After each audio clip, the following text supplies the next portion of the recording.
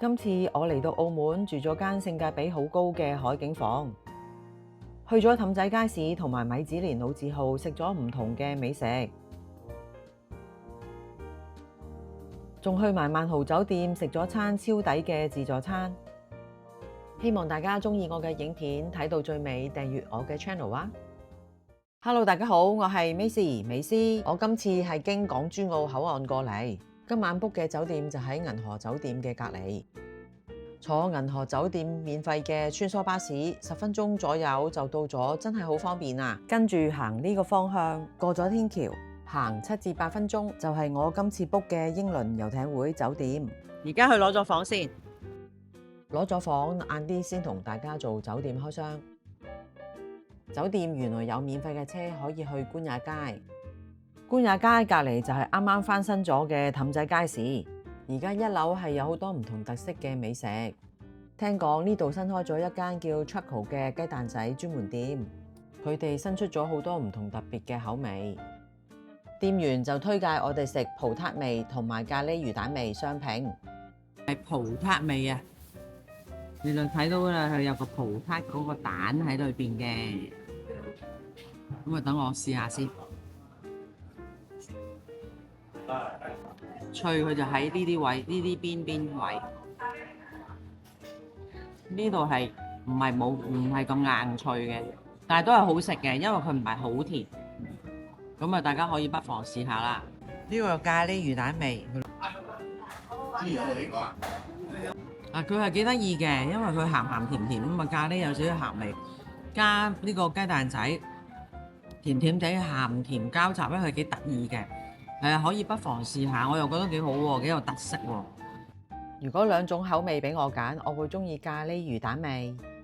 跟住我哋喺澳麥雞叫咗一個炸手打墨魚餅包，係店員推介俾我哋食㗎。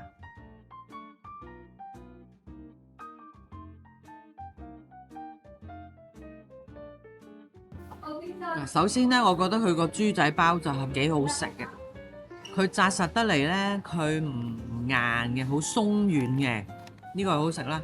同埋墨魚餅咧，就唔好諗住好似我哋食墨魚丸咁實嘅，佢係好有墨魚味嘅，同埋佢嗰個墨魚餅已經係有味啊，好夠味。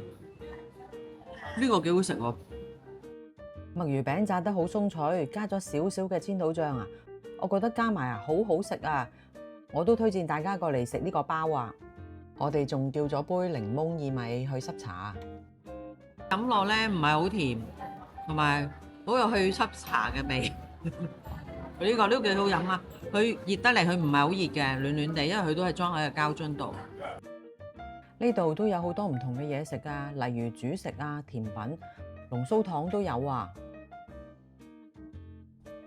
地方又乾淨，又有台椅，又有冷氣，睇下大家會唔會想過嚟試下？跟住我哋就落返官也街，我仲食咗安德魯葡撻添啊！佢蛋係好滑嘅，好有蛋香味啊！同埋佢甜都係適中嘅，佢個皮咧好酥脆，好千層嘅皮啊，好好食啊！呢個大家嚟到官也街記得買嚟試下。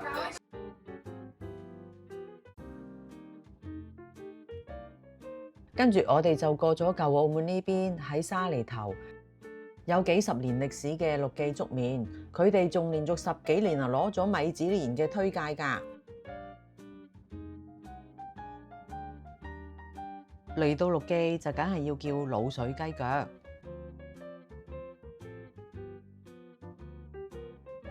雞腳真係好入味，同埋好腍，咬落去啊直頭係化開㗎，仲有滿嘅膠質。呢個雞腳好好食啊！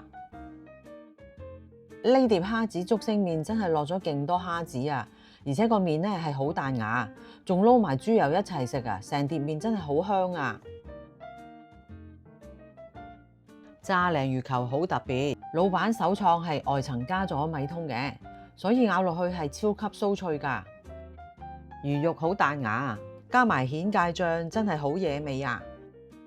另外我就叫咗炸雲吞，雖然佢個皮係炸得好酥脆，但係我就覺得佢嘅蝦同埋肉唔係好特別，同埋佢嘅酸甜汁我就覺得有啲過酸啦。我就會推介大家食雞腳、蝦子撈麵同埋炸鯪魚球。我哋一共食咗297蚊。返到嚟酒店，梗係即刻同大家做個酒店開箱啦。我哋今晚係住20樓2011號房，房間雖然個空間唔算好大，但係個設計感都好英倫風嘅喎，又有一個好寬闊嘅窗台俾我哋坐喺度休息。今晚我租嘅係雙床房，床尾係對住電視嘅，2個充電位喺床頭。酒店咧就係其實2023年落成，所以都好新淨㗎。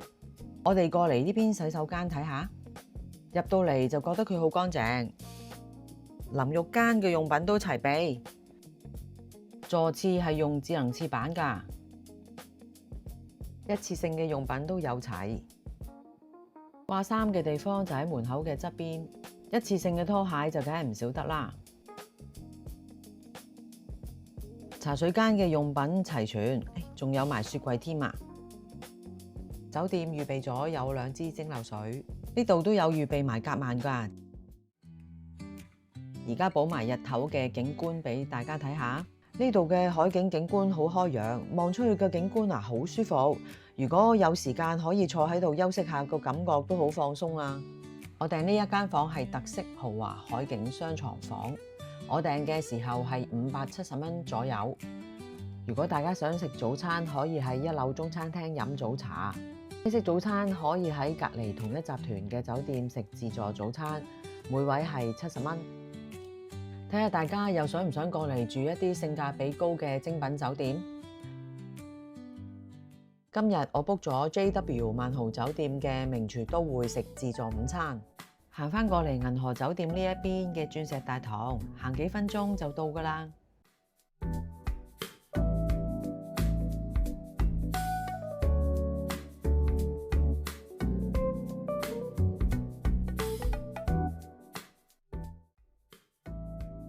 睇下今日有啲咩食，海鮮就梗係唔少得啦。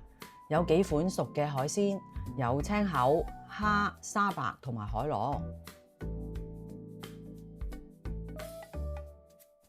刺身壽司區呢邊有鰻魚飯同埋吞拿魚飯，另外我哋都見到幾款刺身㗎，係有希靈魚、吞拿魚同埋三文魚，另外仲有蘭花蚌添啊！又有幾款唔同嘅壽司同埋一啲嘅植物。去到沙律區呢邊，亦都有好多唔同新鮮嘅沙律菜，同埋亦都預備咗橄欖油同埋意大利醋啊！另外凍肉區呢邊都預備咗幾款嘅凍肉，仲有 Parma ham。如果大家中意食芝士嘅話，呢度都有成6、7款俾大家揀啊！煙燻三文魚都有2款口味，另外仲有唔同嘅麵包，又有唔同嘅冷盤沙律。如果大家中意食辣嘅，都有幾款頭盤小食啊，例如有蓮藕尖、口水雞、辣海鮮啊。另外呢邊都會有一啲日式嘅小食，例如螺肉啊、中華沙律，同埋好特別嘅有冰菜沙律添啊。另外亦都會有冷麵同埋玉子燒。中式湯就梗係唔少得啦，有五子毛肚豬骨湯，另外亦都會有叉燒同埋油雞，仲有呢個必食嘅北京烤鴨，佢哋係用咗荔枝木去烤㗎。點心方面又有蝦餃同埋燒賣。湯麵呢邊亦都會有好多唔同嘅新鮮蔬菜同埋菇菌類嘅配菜，亦都會有好幾款唔同嘅肉類。過到嚟熱食區，呢度有黑松露炒飯，另外仲有蒜蓉炒時蔬、花旗參木耳蒸雞。如果大家中意食辣嘅，另外呢邊都有水煮肥牛，又有香辣小龍蝦，另外係剁椒蒸魚啊！大家又中唔中意食印度烤餅？呢邊有幾款係印度嘅唔同嘅烤餅。另外呢邊又有印度香料米飯、香豆濃湯同埋咖喱魚、咖喱雞添啊！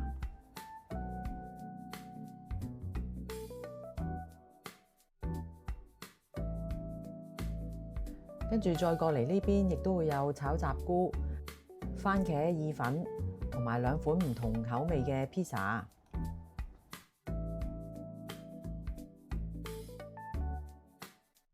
西式湯就梗係唔少得啦，有我最中意飲嘅南瓜湯。下一類我都好中意食㗎，今次係有美國慢烤和牛。去到我哋女士們最中意嘅部分啦，就係甜品區，有幾款嘅西餅、水果撻、可麗露都有添。另外亦都會有啲中式嘅糕點，